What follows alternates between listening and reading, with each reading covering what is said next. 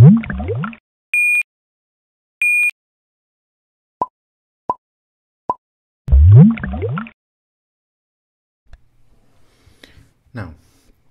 in this tutorial, I'm going to show how to isolate an object from the background.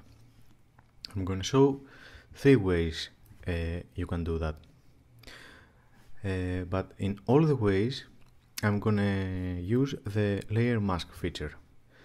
I will do that because I want to always have the original photo intact, so I can make fine tunings if my isolation haven't gone that well.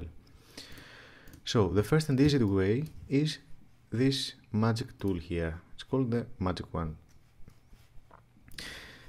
This tool, if I click on this background, you see that it almost took everything I wanted to remove. So I can just press Ctrl X and delete the background. Or I can just make a layer mask of the mask that I created with the magic wand. And sorry, I must invert it. Command Shift I. And now I have my mask. So if I go on the layer mask, I click on it and take a brush or something else and write on the mask with black, my subject removes. If I write on the mask with white, I have my original image back.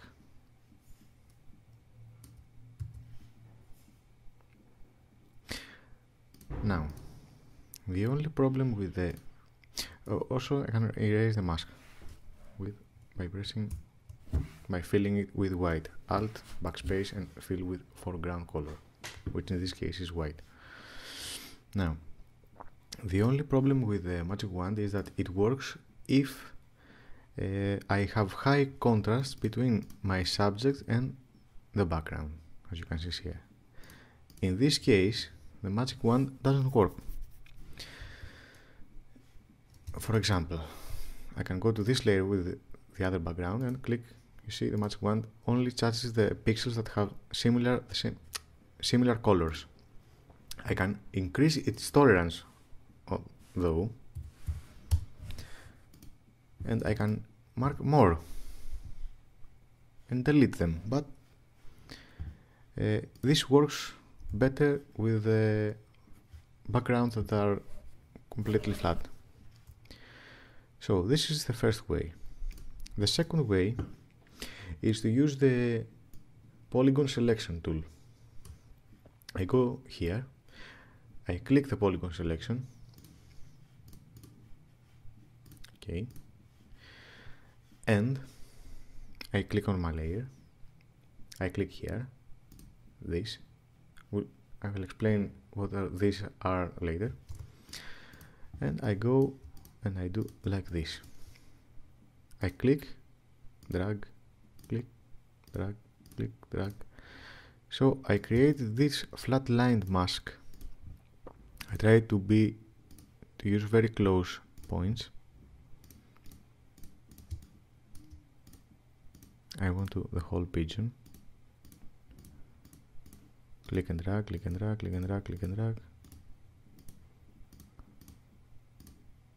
For example, I want to do the head.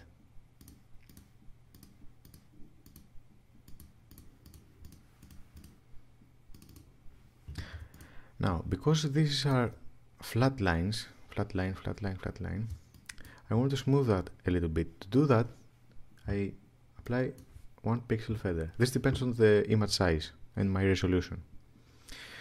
Now, let's say I want to exclude this part from my object. I go here, and now my polygon selection tool has a minus sign on it, and that's it. Now I can press Command C, copy, and paste in place, Command Shift V, and now I have a new layer with my object.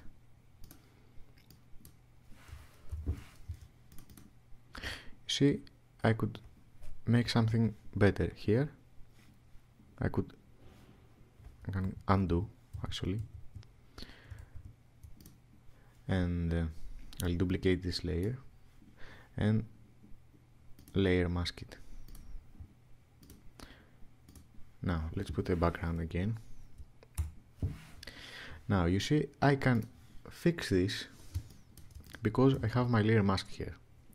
So I can take my airbrush, I choose a feathered airbrush, not a sharp one, use the left and right bracket to adjust its scale, and I will take the black because I want to erase part of my mask, and now I can fix the roundness of my pigeon. Let's say I don't want this part. Now this method works better if you're using a pen tool, but you can use a mouse as well. Now I can also remove this piece here, because I'm writing with black on my layer mask, so I remove material.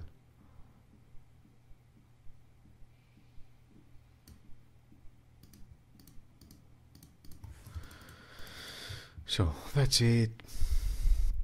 Now the third and best way, in my opinion, of course there are many other methods to isolate objects. For example, you can use channels if you have here, or very thin pieces that are feathered and not very sharp with the background.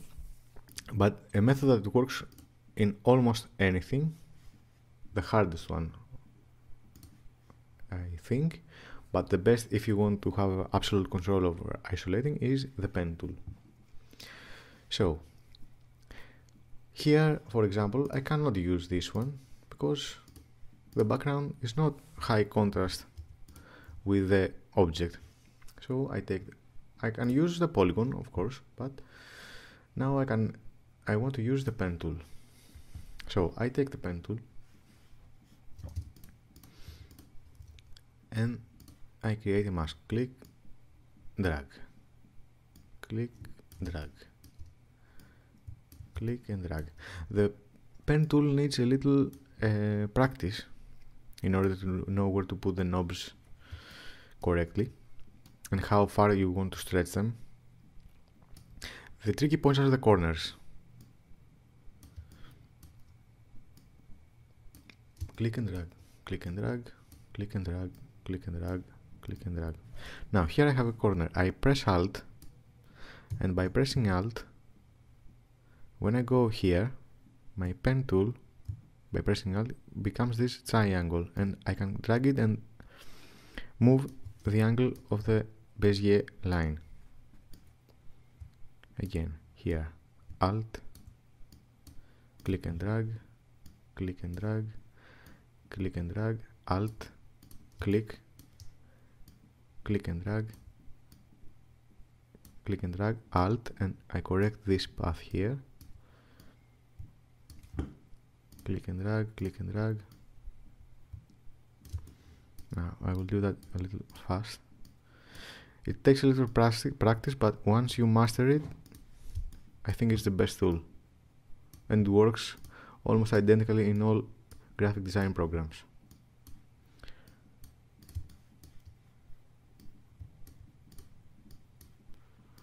So this creates a vector path around my object, which I'll show you in a moment where it is. I don't have to be really precise here.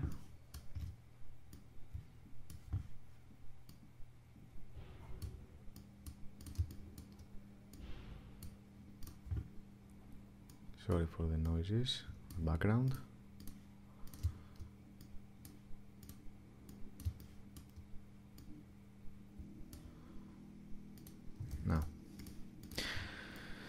Now I go here and I have a path. I also have it because I created before. Now I press Command and click on the path, and I have a mask of my object.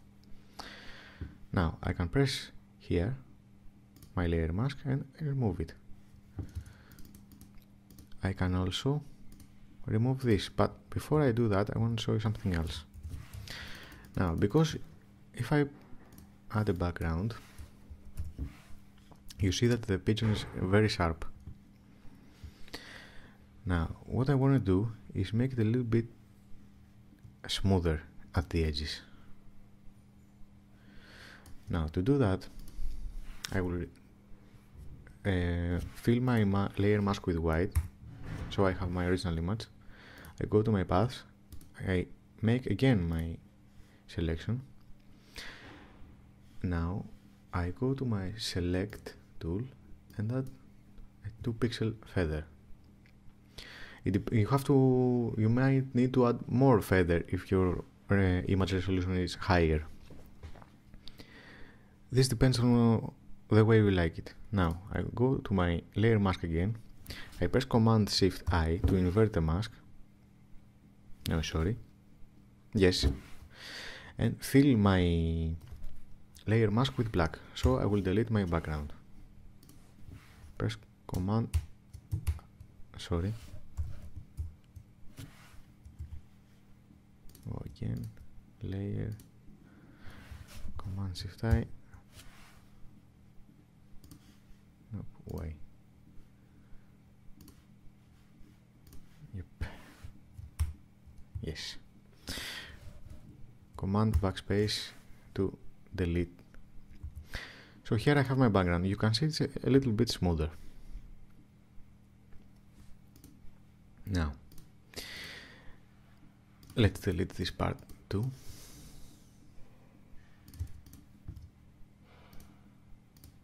Go to my pen tool, click and drag my path, command click on the path, layer, go to my layer mask, command backspace to fill it with black and delete this.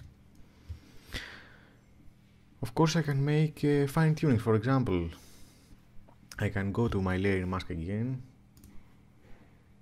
select black color, go to my brush tool and smooth this a little bit. I can also bring down my opacity of the brush